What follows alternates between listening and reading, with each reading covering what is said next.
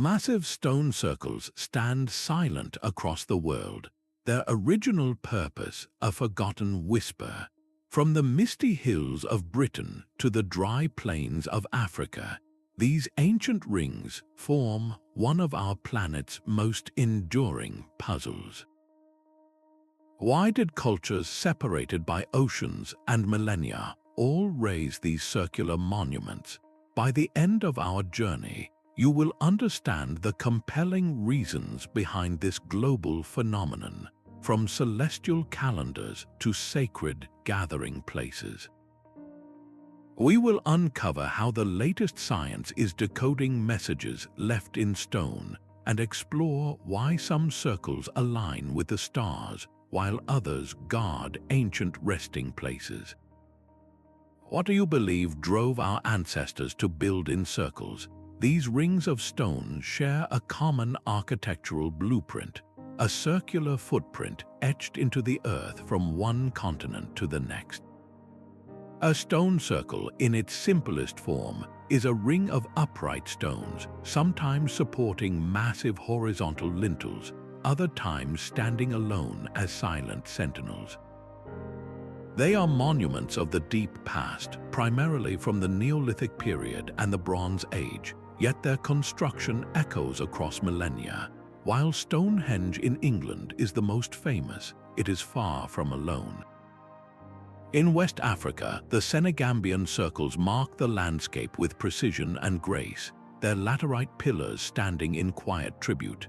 And on the remote island of Rapa Nui, the massive moai statues, though distinct in form, were often arranged upon circular platforms called ahu, creating a ceremonial landscape that shares this profound circular theme. This is not a story of a single culture, but a global tapestry woven with stone. What does it mean that cultures separated by vast oceans and thousands of years all arrived at this same circular idea? It points to a fascinating convergence of the human mind, a shared response to the fundamental experiences of life. Every one of these cultures looked up at the same sun, tracked the same moon, and navigated by the same stars. The circle itself is a shape found everywhere in nature, from the sun and moon to the cycle of the seasons and the very shape of our communities. This widespread occurrence pushes us to look beyond mere coincidence and ask a deeper question. What fundamental human impulse, what shared understanding of the world, compelled people across the globe to raise these enduring rings? The answer may lie in the very skies they observed. A single shaft of golden light pierces the morning mist, striking the center of the circle as it crests the horizon. This is Stonehenge at the summer solstice, a moment of perfect alignment that has captivated humanity for thousands of years. The massive sarsen stones of this English monument were raised over centuries, beginning around 3000 BC, a testament to generations of shared purpose. But what was that purpose? The precision of the layout offers a powerful clue. The central axis is carefully oriented so that the sun rises directly over the so-called heel stone on the longest day of the year and sets between the very same stones on the shortest day. This is not a rough approximation, but a deliberate and sophisticated alignment. It suggests the people who built Stonehenge were not just farmers marking the seasons, they were celestial architects. They encoded their understanding of the sky into the very earth, creating a permanent observatory that could predict the solstices and lunar cycles with stunning accuracy. This function as a cosmic calendar, however, may have been intertwined with a deeper, more human need.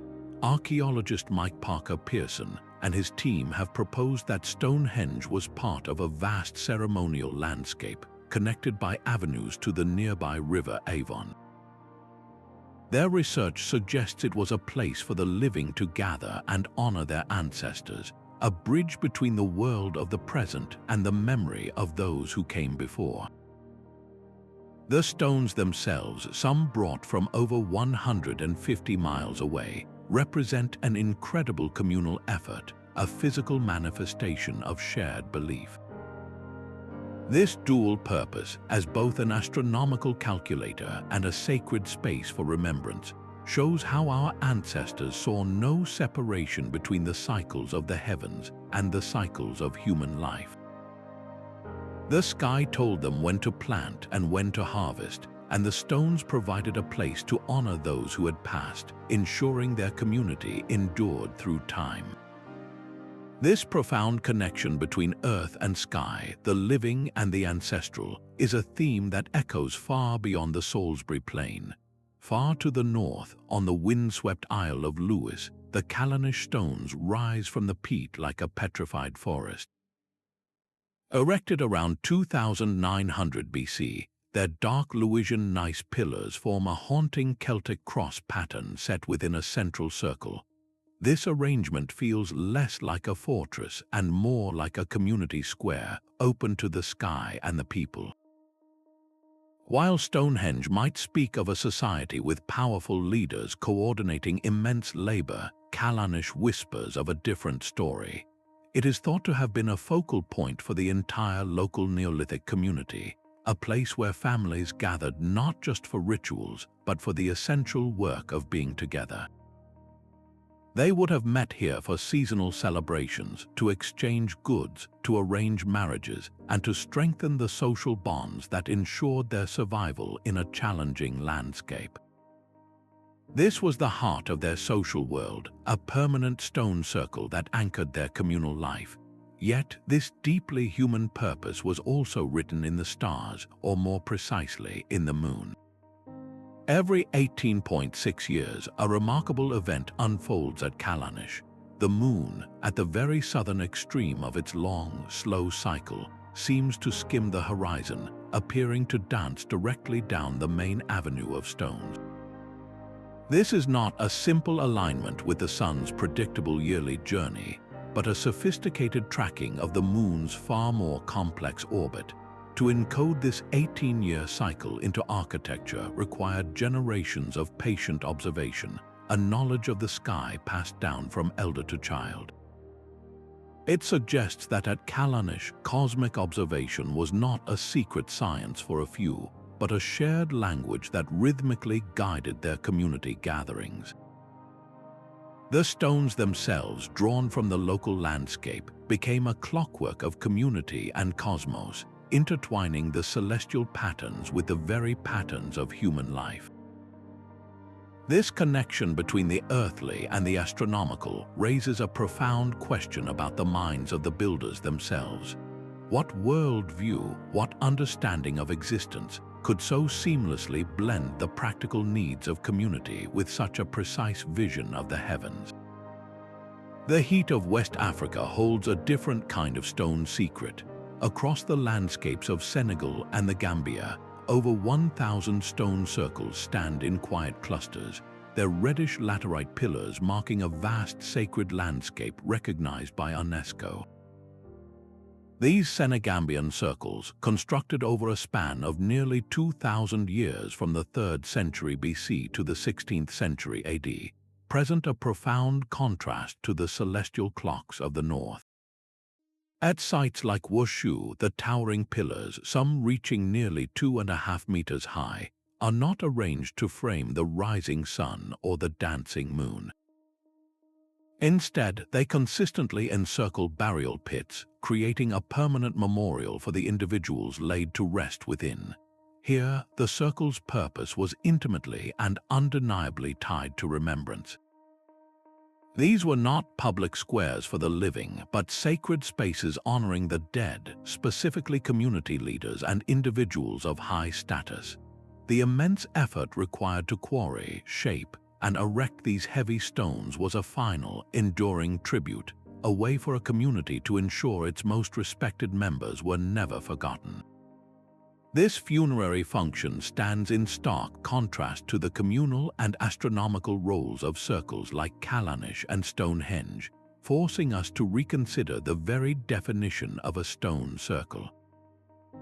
Was it always an observatory or a gathering place? Or could its most fundamental power lie in its symbolism as a boundary, a sacred enclosure separating the realm of the living from the realm of those who have passed? The Senegambian circles suggest that the meaning of these monuments was as diverse as the cultures that built them, each one adapting the circular form to express their own deepest beliefs about life, legacy, and what lies beyond. If circles could serve as both calendars for the living and memorials for the dead, what other profound purposes might they have held? High on the Armenian plateau, another circle of ancient stones stands against the sky, but this one holds a unique and puzzling feature. Zorats Kera, sometimes called Karahunj, is a sprawling complex of hundreds of basalt stones, many of which have perfectly drilled holes through their upper sections. Dating back to an astonishing 5500 BC, this site predates even the earliest phases of Stonehenge, placing its origins deep in the mists of prehistory. The purpose of these pierced stones has ignited a fierce and fascinating debate among researchers. Leading Armenian archaeologist Onik Chinkikian championed the idea that Zorats Kera was a sophisticated observatory. He proposed that the holes were not random, but were precisely carved to function as sighting tubes, allowing ancient astronomers to fix their gaze on specific stars and track their movements across the heavens. Imagine an early scientist peering through a stone lens to map the cosmos, turning the entire landscape into a giant astronomical instrument. Yet this compelling theory is not the only one. Other interpretations point to the numerous stone cists or small box-like chambers found throughout the site, suggesting it may have served as a vast city of the dead, a final resting place for a community. Still others, delving into more speculative realms, propose the arrangement was designed to harness telluric energies, the unseen currents that some believe flow through the earth itself.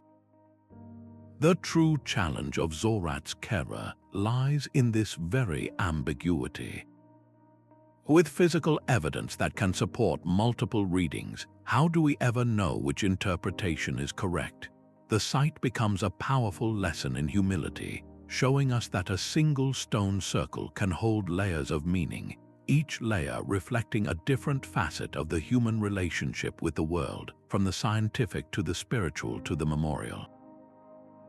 This complexity forces us to ask, are we sometimes too quick to assign a single, simple purpose to these monuments, when in reality, they may have served many interconnected roles in the lives of their builders?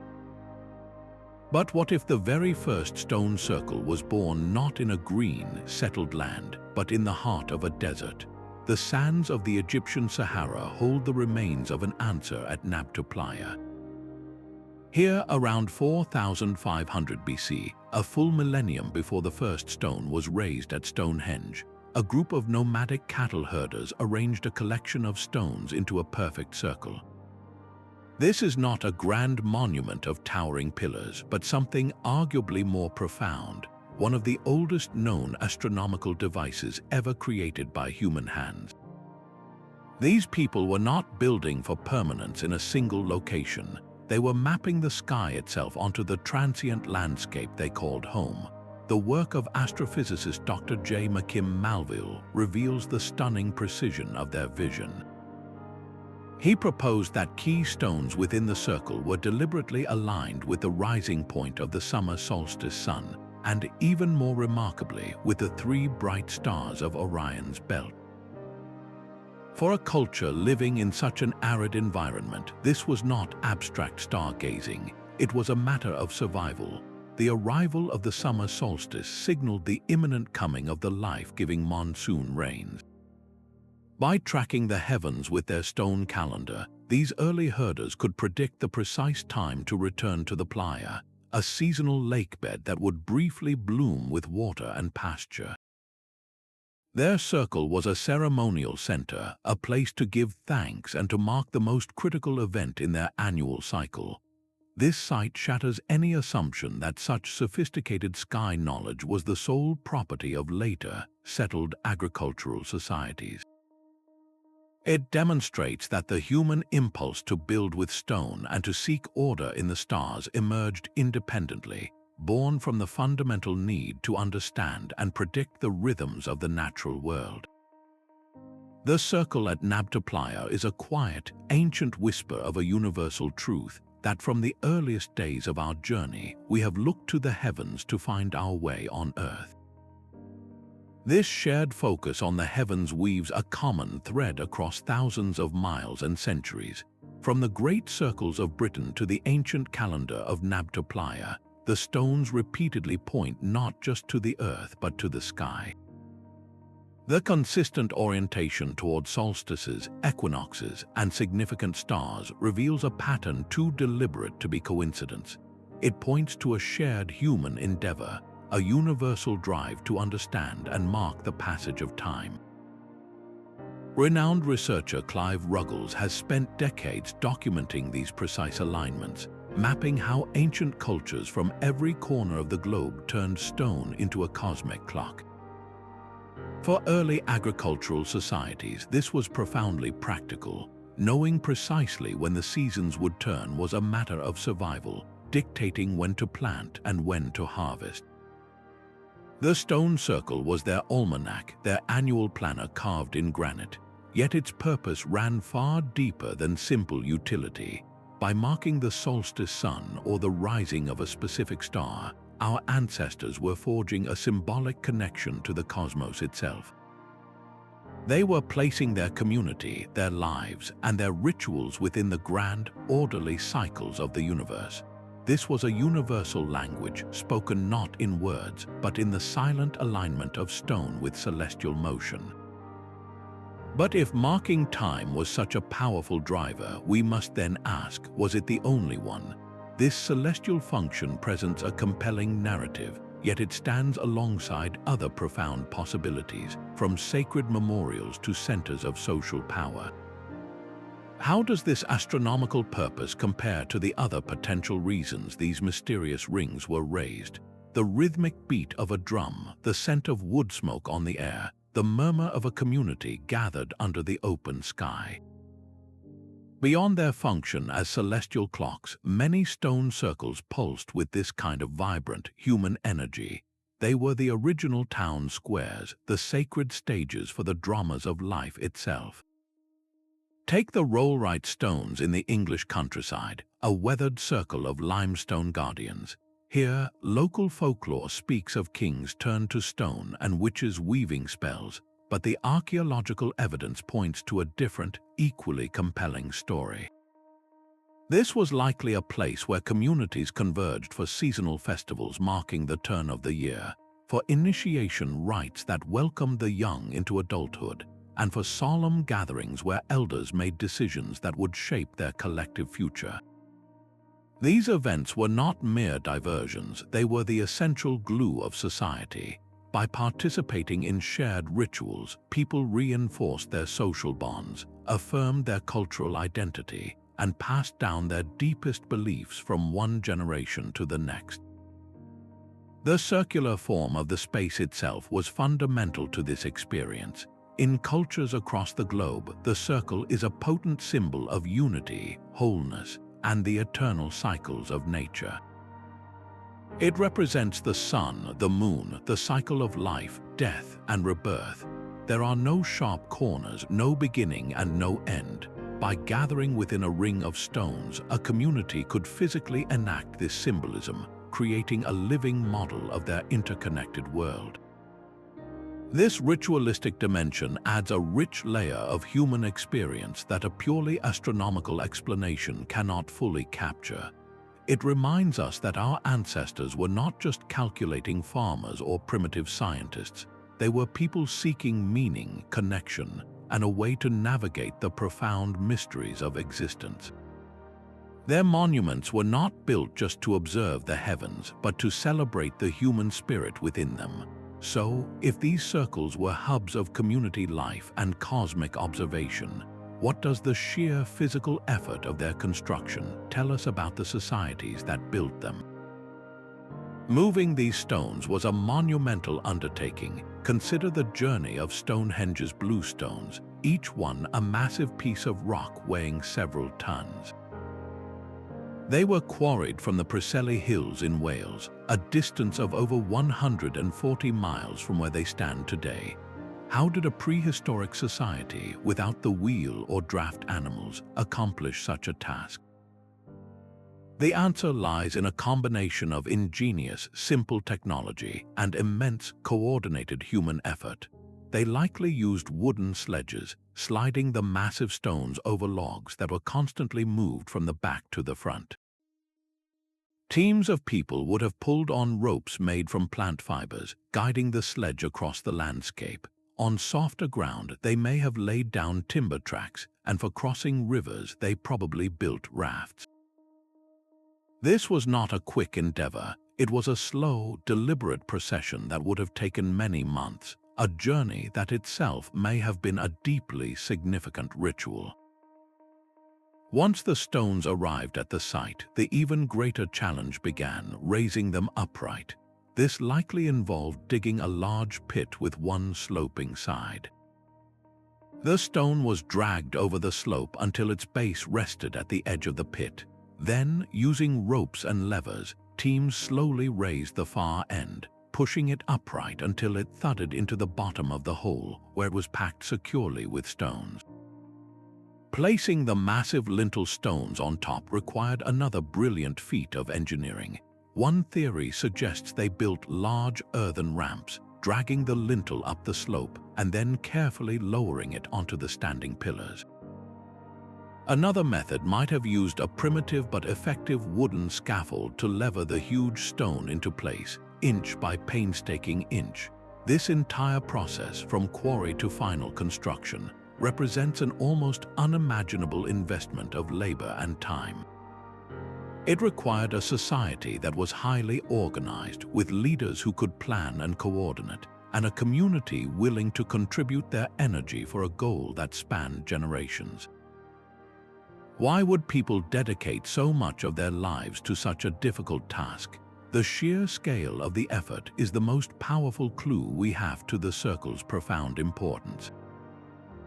These were not simple markers or casual meeting spots. They were projects of supreme significance, the very heart of a community's spiritual and social identity, a testament in stone to what they valued most. The stones may have held another secret, one not seen by the eyes but heard by the ears. Beyond their visual grandeur and celestial alignments, some of these ancient rings possess remarkable acoustic properties. Researchers such as Paul Devereux have explored how the specific geology and careful placement of the stones can manipulate sound in surprising ways. In certain circles, the hard, dense stone surfaces can create a resonant chamber where the beat of a drum or the rhythm of a chant might be amplified, its echoes bouncing between the pillars to create an immersive sonic experience. At other points within the same circle, one might find a dead spot, a place of sudden and profound silence where sound seems to vanish entirely. Imagine standing in the center of such a space during a ceremony. The air would be filled with the powerful, reverberating pulses of music and voice, yet a single step could transport you into an eerie pocket of quiet, as if you had stepped outside of the ritual itself. This was not a random effect. For a culture deeply attuned to the natural world, the ability of the stones to transform sound would have been profoundly significant. It could have been interpreted as the very voices of ancestors or spirits, a tangible manifestation of the unseen world responding to human ritual. This sensory dimension adds a vital layer to our understanding, suggesting these were not silent, static monuments but dynamic instruments. They were spaces designed to engage the entire being, where the physical vibration of sound through the body could alter consciousness and deepen a sense of connection to something greater. If the stones themselves could speak or make human speech feel divinely powerful, then their purpose expands from a calendar or a meeting place into a living participant in the ceremony. How many more layers of meaning are we only just beginning to perceive? These silent stones hold stories that science alone cannot decipher. To truly understand their purpose, we must listen to the voices of living traditions, the indigenous knowledge passed down through countless generations. While the specific stories told at Stonehenge or Callanish are lost to us, we can look to other cultures who have maintained their relationship with stone. Among some Native American communities, for instance, certain stone structures are not considered ruins or artifacts, but active ceremonial prayer sites. They are understood as markers on a sacred landscape, places where the boundary between the physical world and the spiritual world grows thin. These traditions, though not directly linked to prehistoric European or African circles, offer a vital perspective. They remind us that these rings of stone were almost certainly anchored in rich mythologies and epic oral histories. They were places where creation stories were recited, where ancestral spirits were invoked, and where the community's entire worldview was reaffirmed. This is a dimension that leaves no physical trace for an archaeologist's trowel to find. A stone cannot tell you the song that was sung as it was raised, or the name of the ancestor it was meant to honor. By embracing these indigenous perspectives, we move toward a more holistic understanding. We see that the astronomical alignments and the social gatherings were likely woven together with spiritual beliefs into a single, seamless tapestry of meaning. The circle was not just a shape, it was a sacred concept, a representation of a cosmos alive with meaning. This approach encourages a profound respect for the cultural context of the builders, reminding us that we are not just decoding rocks, but attempting to hear the echoes of a forgotten human conversation with the universe. The ground beneath our feet holds more than just soil and stone. Some researchers propose that the very locations of these ancient circles were chosen for invisible currents of energy flowing through the earth. This idea traces back to the early 20th century, when an Englishman named Alfred Watkins looked at a map and saw something remarkable. He noticed that ancient sites, from stone circles to old churches and burial mounds, often fell in perfectly straight lines across the landscape. He called these alignments ley lines, suggesting they were ancient trackways, paths of spiritual significance marked by sacred monuments. Later thinkers expanded on his vision, proposing that these lines were not just paths, but channels for a subtle telluric or geomagnetic energy. The theory suggests that the builders of stone circles could sense these powerful spots, these intersections of earth energy, and deliberately raised their stones upon them. The purpose, according to this view, was to tap into this natural power, to create a sacred space that was spiritually potent. Scientific measurements have, in fact, recorded localized magnetic and geophysical anomalies at certain sites, subtle shifts in the Earth's own magnetic field that a sensitive instrument can detect. Proponents of the theory suggest that for a culture deeply attuned to the natural world, these places would have felt different, charged with a vitality that made them the perfect setting for rituals and ceremonies. In such an environment, the combination of rhythmic chanting, the resonance of the stones, and the subtle energy of the location might have been conducive to shifting consciousness, to facilitating profound spiritual experiences for the community's participants. Of course, this hypothesis remains deeply controversial within mainstream archaeology, where such anomalies are often attributed to natural geological features or even the presence of underground water. The challenge lies in proving intentionality. Did ancient builders truly choose these sites for their energetic qualities, or are the alignments and anomalies we detect merely a fascinating coincidence? While the scientific debate continues, the value of the ley line theory may lie less in its physical proof and more in the perspective it offers. It encourages us to consider that our ancestors perceived the landscape as a living, breathing entity, interwoven with forces that modern science is only beginning to measure. They may have experienced a world alive with spirit, where every hill, stream, and stone circle was part of a vast energetic web.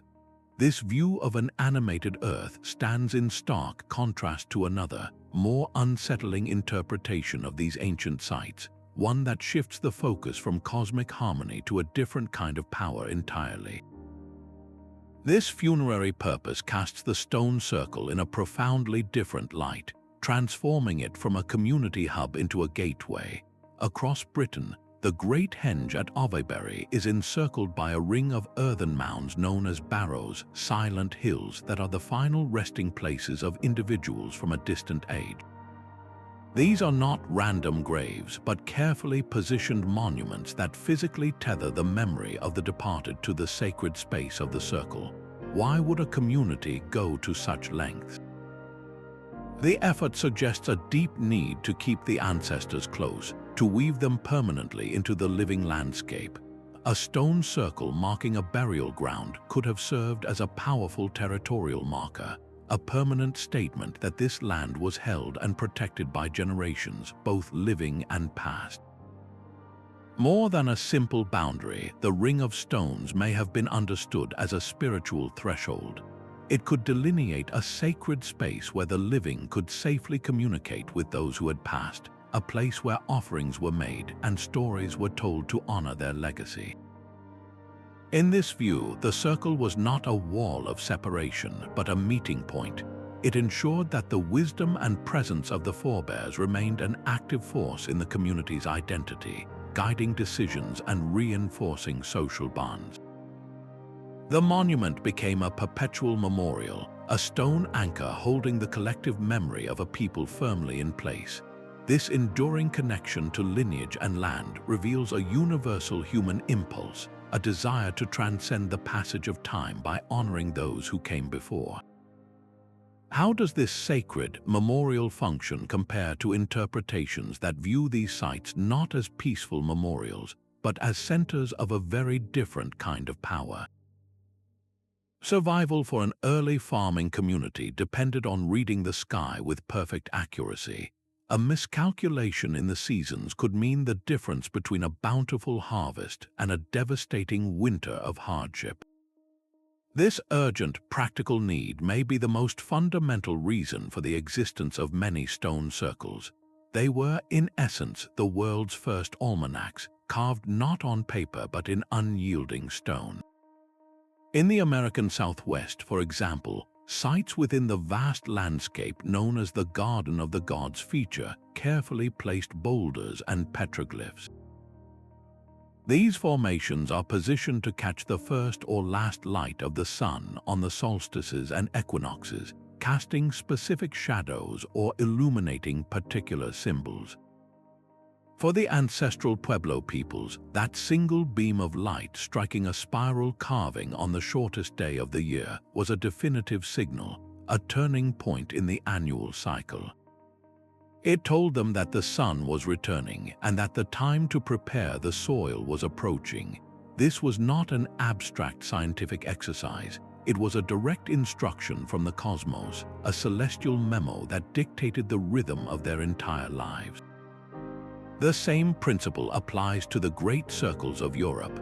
The precise alignment of a stone with the midsummer sunrise provided an immutable date on a communal calendar, a shared truth that everyone could witness. This ensured the entire community planted their crops in unison, maximizing their chances for collective success. Yet, to see this function as purely utilitarian is to miss a deeper layer of human experience. The moment the solstice sun finally aligned with the waiting stone was undoubtedly a cause for profound celebration, a communal sigh of relief and gratitude. The ritual and the practical necessity were two sides of the same coin. The feast that celebrated the sun's return also strengthened the social bonds needed for the hard work of planting ahead. The ceremony that honored the earth's fertility was also a prayer for its continued generosity. In this way, the stone circle became the heart of a cyclical world, where tracking time for survival and marking time for sacred celebration became one and the same act. This seamless blend of the practical and the spiritual reveals a world where every aspect of life was deeply interconnected. This global pattern of circular monuments sparks a fascinating puzzle for researchers. Did the idea of building stone circles travel from one ingenious culture to the next across the ancient world, or did it simply occur to different people at different times, completely independently? This is the classic debate between cultural diffusion and independent invention. On one hand, the sheer scale of oceans and continents separating sites like Stonehenge from the Senegambian circles or the Armenian Zorats makes the idea of direct contact seem almost impossible. We are talking about cultures separated by thousands of miles and often thousands of years, with no evidence of trade routes or migration paths that could have carried the architectural blueprint. This logistical reality strongly suggests that for many of these sites, the circle was not a borrowed idea, but a native one. It points to the circle as a fundamental archetype, a basic form that emerged naturally in the human mind as societies grew more complex.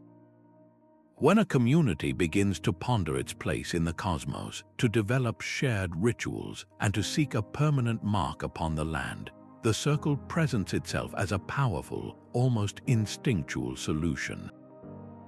It is the shape of the sun's journey, the moon's face, the cycle of the seasons, and the very ideal of a community gathered in unity.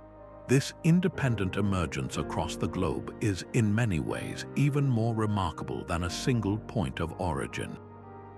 It suggests that as human societies developed, they underwent a parallel cognitive evolution, arriving at similar architectural expressions not through imitation, but through a shared response to the universal human experience.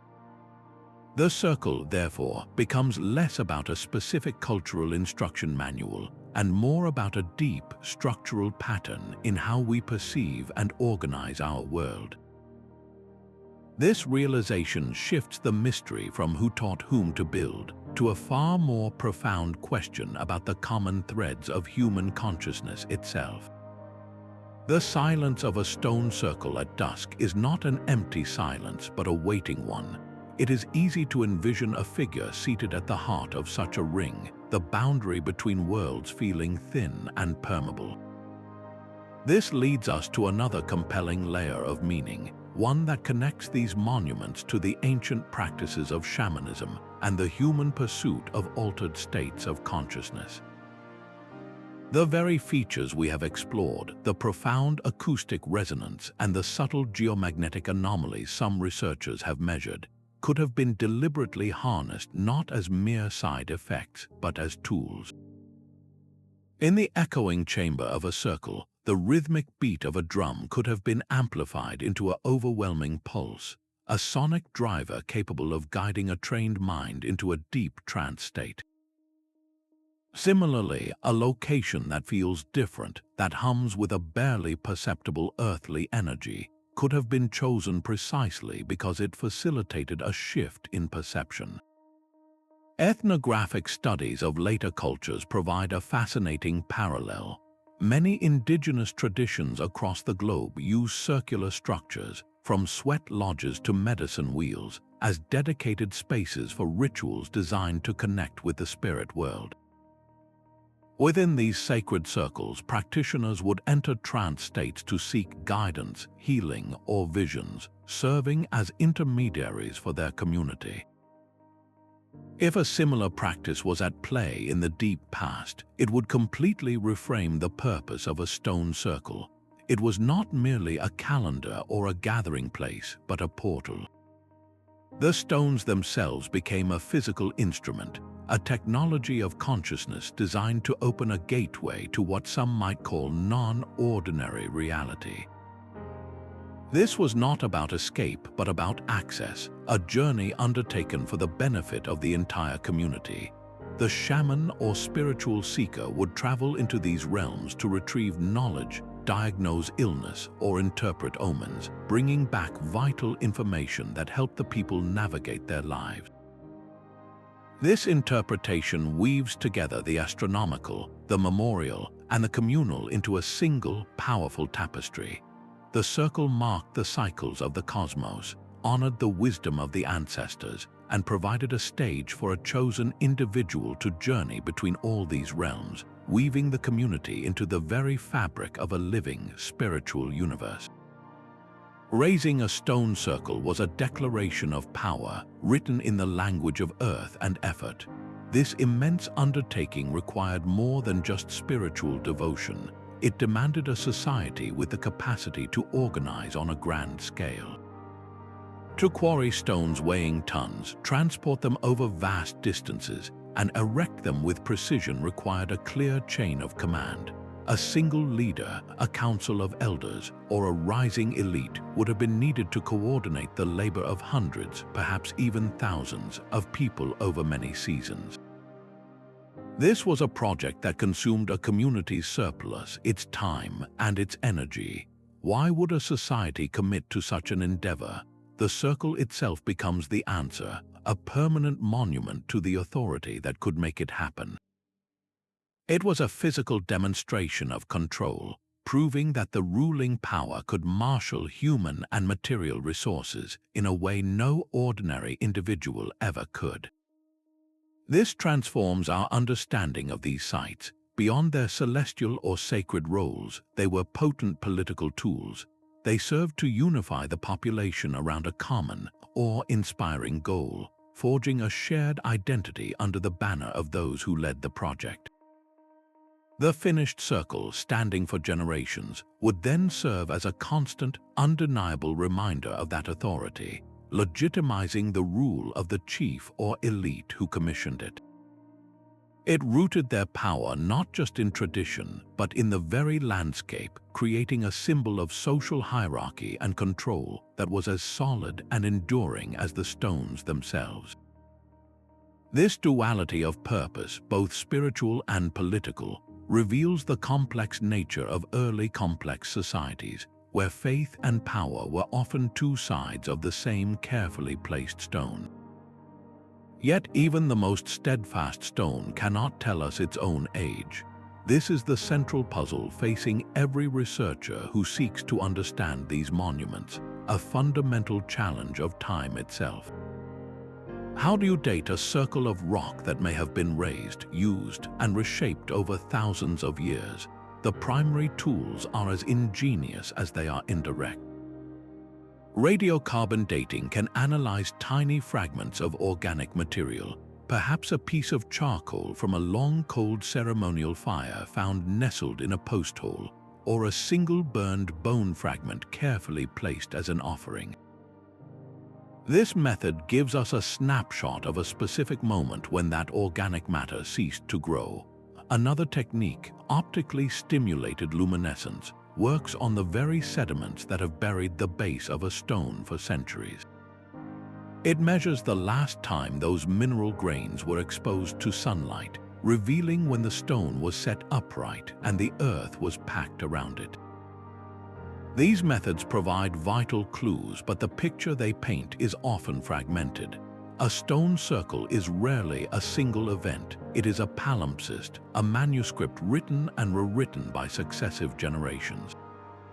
One culture may have erected the first ring. A later people might have added an inner circle or realigned the stones, and centuries after that, another group could have used the site for entirely new rituals, leaving their own layer of evidence.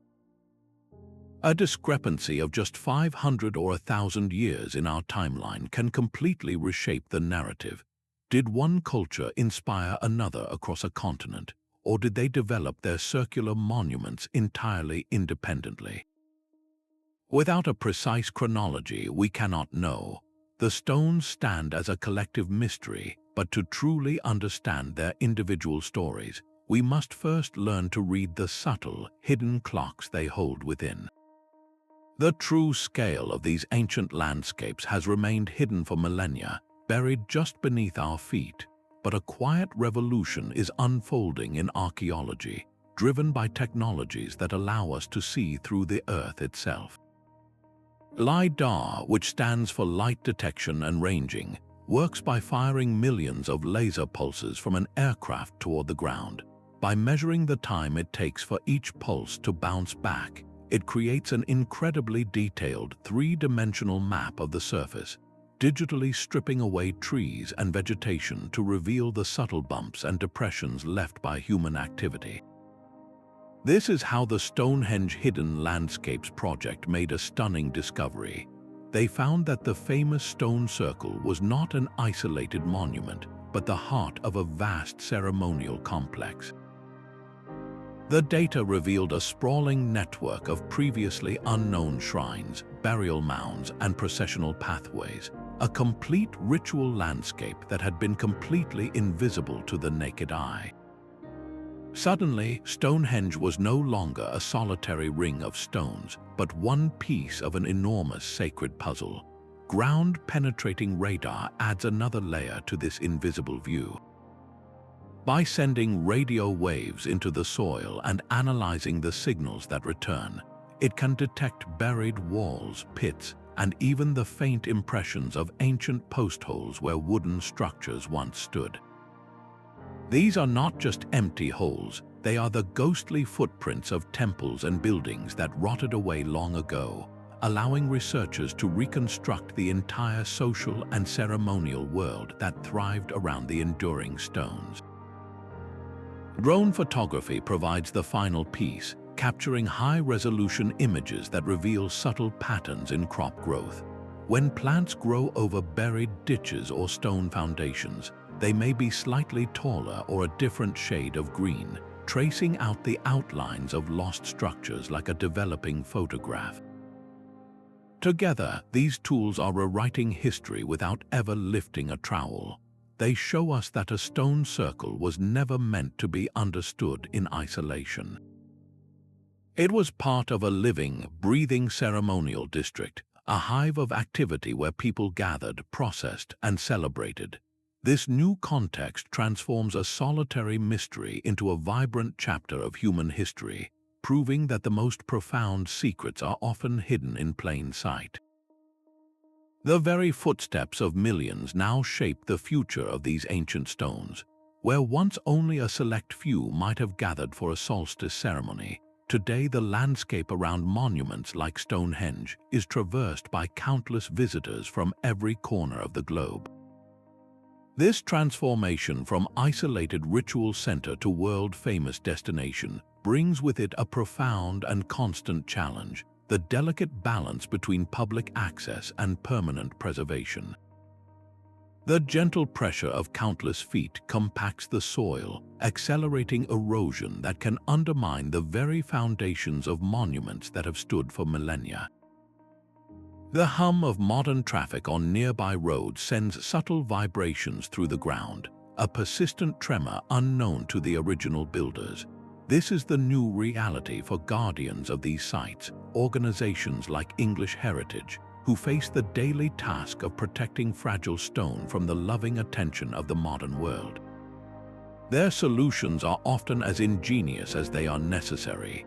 At Stonehenge, visitors no longer walk among the stones themselves, but follow a carefully managed path that encircles the monument, a respectful boundary that minimizes physical impact while maximizing the awe of the experience.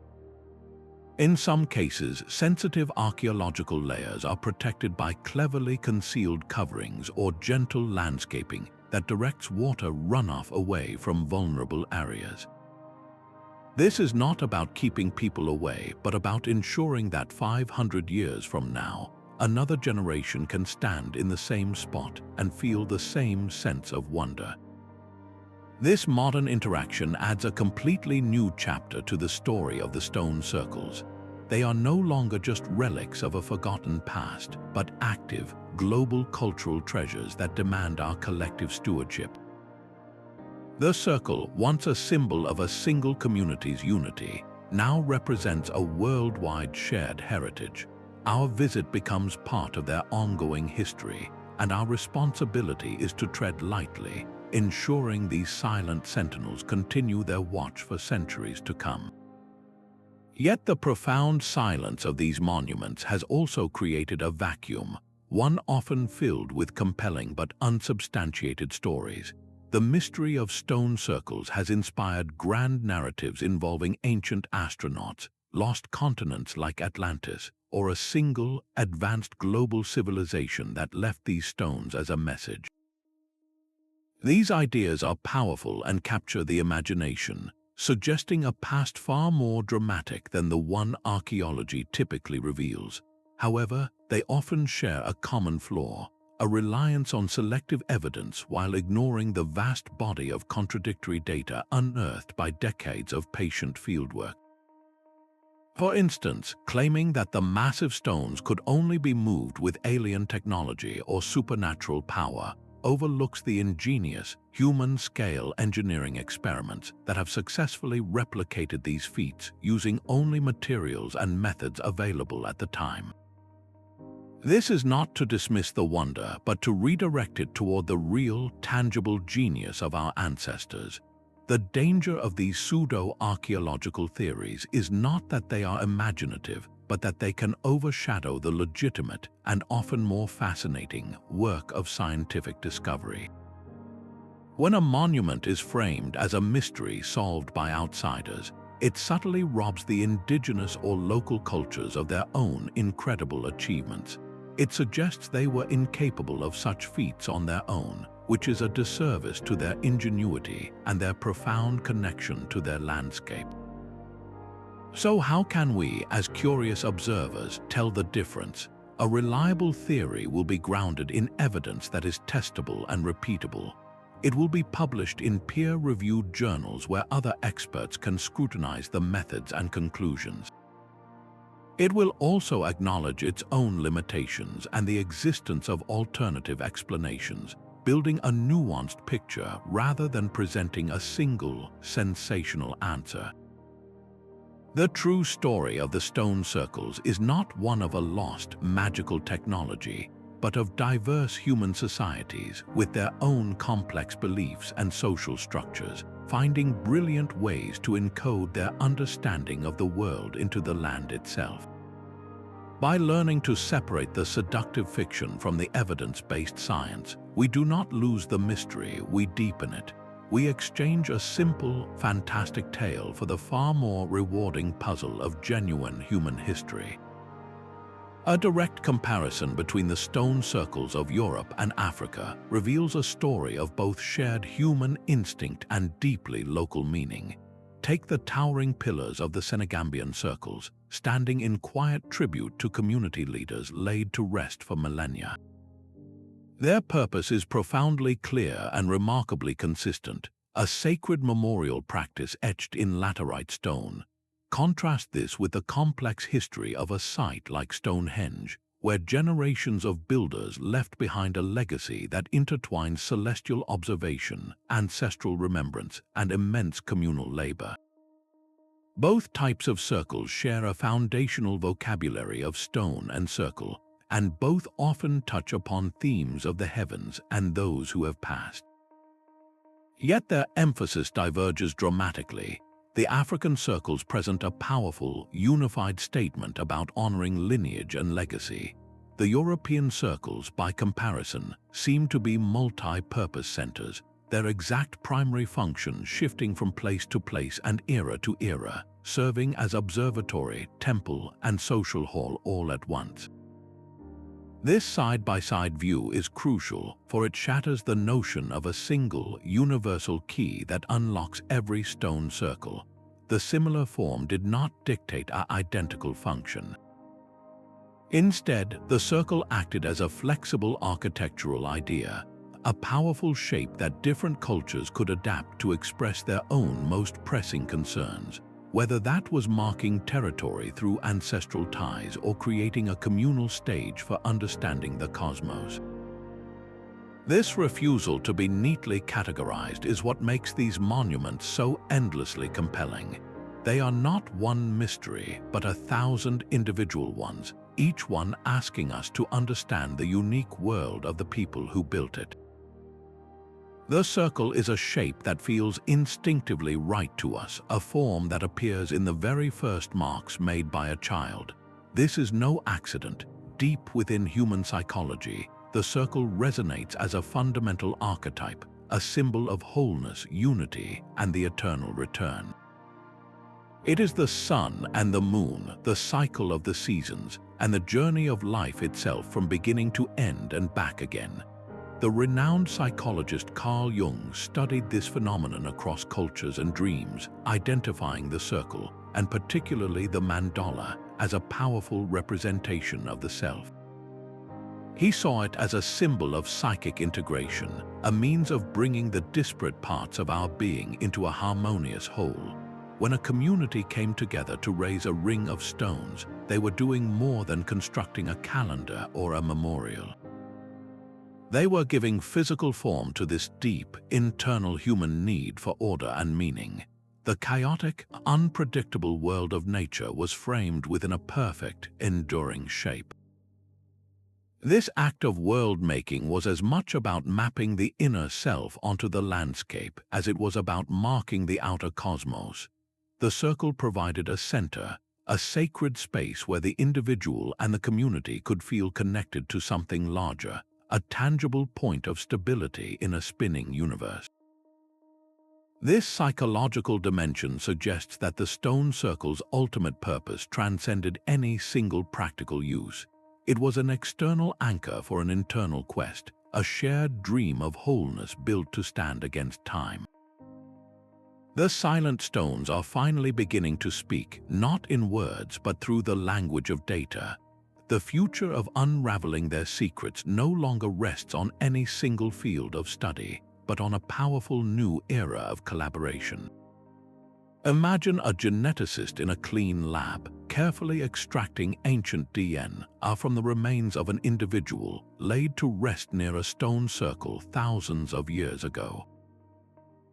This is not about identifying a single person, but about mapping the grand story of human migration.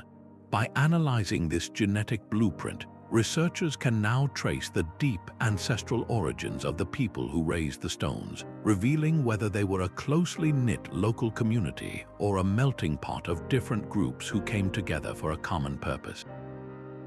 This genetic story is then handed to a geologist who uses advanced techniques to pinpoint the exact quarry source of a single stone pillar. Their work can trace the incredible journey of a bluestone from the Preseli Hills to Stonehenge with forensic precision, revealing ancient trade networks and the sheer scale of territorial knowledge these builders possessed. Meanwhile, climate scientists are building sophisticated models of the ancient world, reconstructing the very environments in which these circles were built.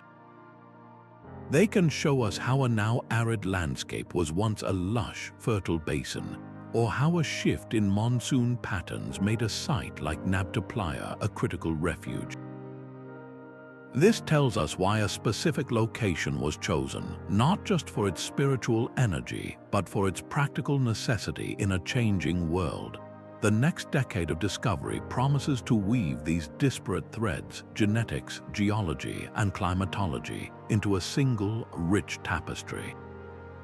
We are moving closer than ever to a holistic understanding, not just of how these circles were built, but of the living, breathing human journey that made them essential. The stones were the anchor, but the people, their movements, their environment, and their enduring beliefs are the story we are only now learning to read. So we arrive at the final, and perhaps most human, layer of the mystery. After exploring celestial alignments and ritual resonance, burial grounds and social power, a single, simple answer remains frustratingly out of reach. And that is precisely the point. The truth of the stone circles is not found in one grand theory, but in the beautiful, complex tapestry they form when all these threads are woven together. A stone circle was not merely a calendar or a temple, a cemetery or a town square. It was all these things at once, a multi-purpose heart for a community that saw no separation between the practical and the sacred, the living and the dead, the earth and the sky. Think of Stonehenge, a sophisticated astronomical instrument that also served as a final resting place for honored individuals. Consider the Senegambian circles, which are undeniably memorials, yet their precise arrangement across the landscape suggests a deeper, perhaps cosmic, order. The primary function of any given circle might have even shifted over the centuries as new generations inherited the stones and found new meaning in their silent presence. What began as a solstice marker for one culture could have been reinterpreted as an ancestral shrine by the next. This refusal to be neatly categorized is not a flaw in our understanding, but a profound insight into the ancient mind. It forces us to reject simplistic explanations and to embrace a more challenging yet far richer reality. These monuments were as layered, adaptable, and complex as the human societies that built them. They were not built for a single purpose, but for life itself in all its interconnected mystery. Our journey across continents and millennia reveals a profound truth. The purpose of these stone circles was never a single riddle waiting for a solitary key.